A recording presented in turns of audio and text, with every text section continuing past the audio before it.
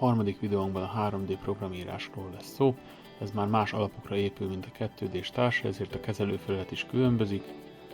A programírás ugyanazoknak az adatoknak a megadásával kezdődik. Itt a felső sorban tudunk megadni nevet, anyagminőséget, vastagságot és host, majd ugyanezen az oldalon rajzolhatjuk meg a profilunkat.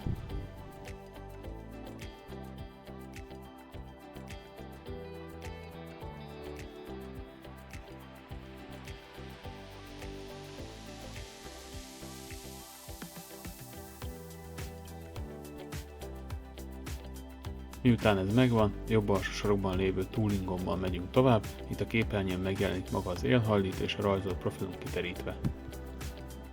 Szerszámot kell választanunk, amit a jobb oldali menüsorból tudunk megtenni. Először választunk egy punchot,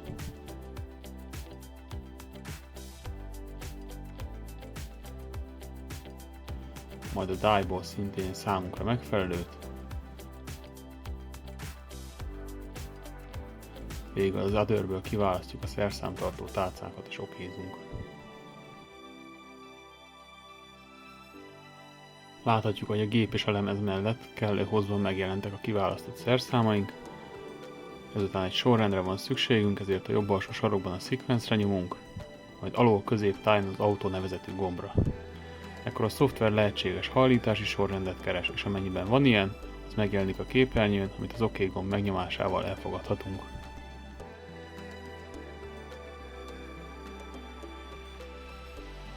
Kérünk egy szimulációt, majd miután ez kész, a play gomb megnyomásával ellenőrizzük, hogy számunkra megfelel a kapott sorrend.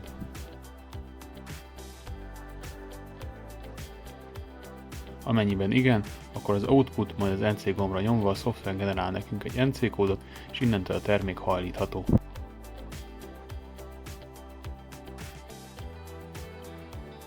A korrekciókat a 2D-s numerikus oldalhoz hasonló felületen adhatjuk meg, a 3D pedig követi a műveletet a grafikus oldalon.